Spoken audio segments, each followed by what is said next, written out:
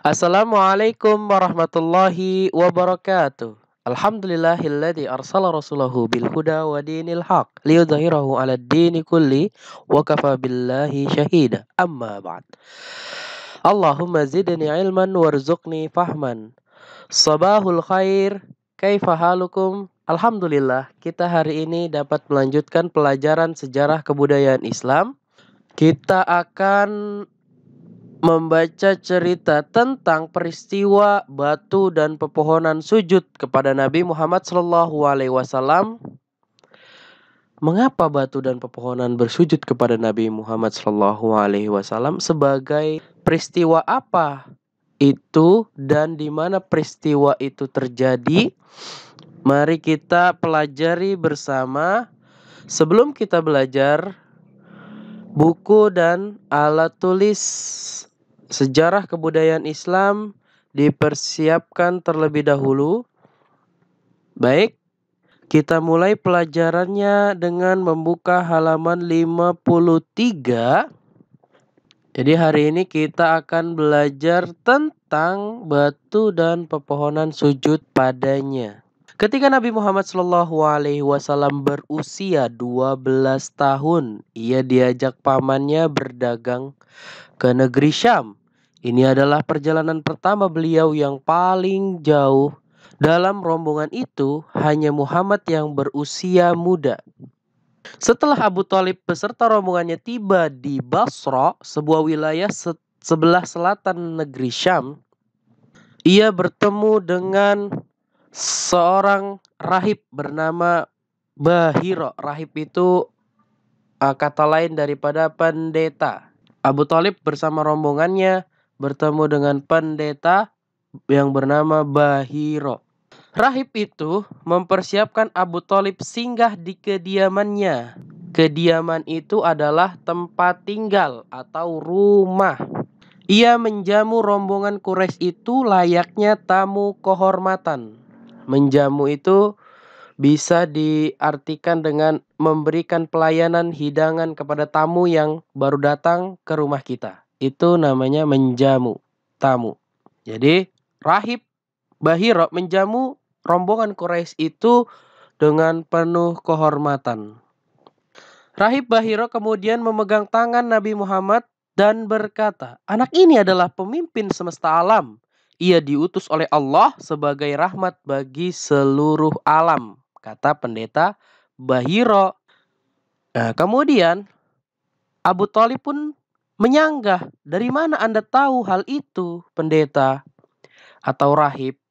Sebenarnya sejak kalian tiba di Aqabah, semua batu dan pohon tunduk bersujud." Jawabannya sambil menjelaskan, "Dan mereka hanya sujud kepada seorang nabi," kata pendeta Bahira. Jadi batu dan pepohonan hanya bersujud kepada seorang nabi. Kami membaca hal itu di dalam kitab kami. Kemudian Bahira menyarankan agar Abu Thalib tidak melanjutkan perjalanannya ke negeri Syam. Sebab apabila orang Yahudi mengetahui keberadaan Muhammad, pasti mereka akan membunuhnya. Seperti yang kita tahu, pembangkangan orang-orang Yahudi kepada nabi-nabi mereka. Mereka suka membunuh para nabi mereka dan mereka tidak mau mendengarkan apa yang dinasihatkan oleh nabi mereka. Itulah perbuatan-perbuatan daripada orang-orang Yahudi dari zaman dahulu sampai zamannya Nabi Muhammad SAW diutus pun mereka masih seperti itu. Akhirnya Abu Thalib mengutuskan beberapa orang untuk kembali ke Mekah sambil membawa pulang Nabi Muhammad SAW. Dan setelah selesai dengan keperluan dagangnya, Abu Thalib pun segera pulang karena mengkhawatirkan keponakannya. Dia khawatir takut ada bahaya yang menimpa keponakannya tersebut karena Abu Thalib sangat sayang terhadap ponakannya itu. Kemudian kita lanjutkan kepada bagian E. Makanan yang menjadi berkah. Suatu ketika sebelum perang Khandaq, jadi sebelum peperangan Khandaq, kaum muslimin memiliki strategi perang. Kaum muslimin melakukan penggalian parit. Jadi strateginya adalah penggalian parit. Kenapa parit itu digali, dibuat? Dan parit tersebut dibuat mengelilingi kota Madinah pada saat itu. Mengelilingi kota Madinah. Untuk apa? Untuk membuat pertahanan, benteng, perisai. Dengan gigih mereka. Gigih itu semangat. Dengan semangat mereka bekerja siang dan malam. Rasulullah Shallallahu Alaihi Wasallam juga ikut langsung dalam penggalian tersebut. Karena penggalian parit itu begitu melelahkan, kaum muslimin pun merasakan lapar. Untuk menahan rasa lapar itu, mereka mengganjal perut dengan batu. Bahkan Rasulullah Shallallahu Alaihi Wasallam pun mengganjal perut beliau dengan 2 buah batu. Jadi batu mereka letakkan kepada perut mereka dan mengikatnya dengan kain untuk mengganjal perut mereka yang lapar. Kemudian ada salah seorang sahabat yang memiliki inisiatif. Jabir bin Abdullah yang melihat Rasulullah Shallallahu Alaihi Wasallam kelaparan. Jabir segera pulang dan menyembelih seekor hewan. Ia meminta istrinya memasak 1 sok gandum. Kenapa hanya 1 sok gandum? 1 sok itu adalah ukuran tangan yang kedua tangan disatukan menjadi wadah untuk mengambil sesuatu.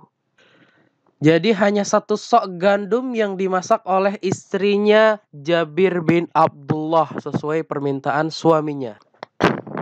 Karena dia hanya berpikir mampu memberikan makanan kepada Rasulullah Shallallahu Alaihi Wasallam saja, tidak kepada kaum muslimin lainnya. Setelah masak, Jabir membisiki Rasulullah pelan-pelan. Karena Jabir hanya mempersiapkan sedikit makanan untuk Rasulullah, jadi Jabir memberi undangan makan kepada Rasulullah saja. Karena makanannya hanya sedikit. Dan Jabir berpikir ia hanya ingin menolong Rasulullah Shallallahu Alaihi Wasallam karena kelaparan yang begitu sangat. Rasulullah ketika mendengar undangan makan daripada Jabir bin Abdullah, Rasulullah Shallallahu Alaihi Wasallam memanggil semua kaum muslimin yang sedang bekerja di tempat itu untuk menghadiri undangan makan. Dan Jabir pun kaget. Wow, aku hanya mempersiapkan makanan hanya untuk Rasulullah saja. Tapi Rasulullah mengundang mereka semua kaum muslimin untuk ikut makan juga. Bagaimana ini? Apakah makanan yang saya masak itu akan cukup? Jabir pun di dalam hatinya berkecamuk, berguncang, bingung. Apa yang harus dia lakukan? Karena jumlah kaum muslimin yang sedang bekerja mencapai 1.000 orang. Kemudian mereka makan semuanya, melahap makanan yang tak seberapa banyak itu, hingga merasa kenyang. Subhanallah, makanan itu masih tampak tersisa, padahal tidak cukup untuk ukuran 1.000 orang. Makanan hanya ukurannya 1 orang, tapi yang makan 1.000 orang. Subhanallah. Ini hanya keberkahan dari Allah Subhanahu wa taala yang diberikan oleh Nabi Muhammad sallallahu alaihi wasallam kepada umatnya, yaitu makanan yang tidak habis meskipun makanan tersebut sedikit. Kisah lainnya, ada salah seorang saudara perempuan dari Nu'man bin Bashir, seorang sahabat Nabi Muhammad sallallahu alaihi wasallam, datang ke tempat penggalian parit sambil membawa setangkup kurma untuk ayah dan pamannya. Rasulullah melihat kurma tersebut dan memintanya, lalu meletakkannya di atas surbannya Nabi Muhammad SAW. Setelah itu, beliau memanggil semua orang. Lagi-lagi Nabi memanggil semua orang, ayo kita makan. Semua orang pun datang untuk makan kurma tersebut. Mereka semua memakannya. Kurma yang tadinya hanya setangkup sedikit, itu masih tersisa dan bahkan jumlahnya lebih banyak sampai bercecer keluar dari hamparan kain. Masya Allah, subhanallah, keberkahan hanya dari Allah Subhanahu wa taala. Dan itulah keberkahan dari Allah Subhanahu wa taala kepada umatnya Nabi Muhammad Sallallahu alaihi wasallam. Alhamdulillah kita telah menyelesaikan pelajaran hari ini. Semoga ilmu yang kita pelajari hari ini bermanfaat bagi kita semua. Hari ini belum ada latihan soal karena masih ada pembahasan selanjutnya di bagian F. Akhir kalam, Assalamualaikum warahmatullahi wabarakatuh. Sampai jumpa pelajaran selanjutnya.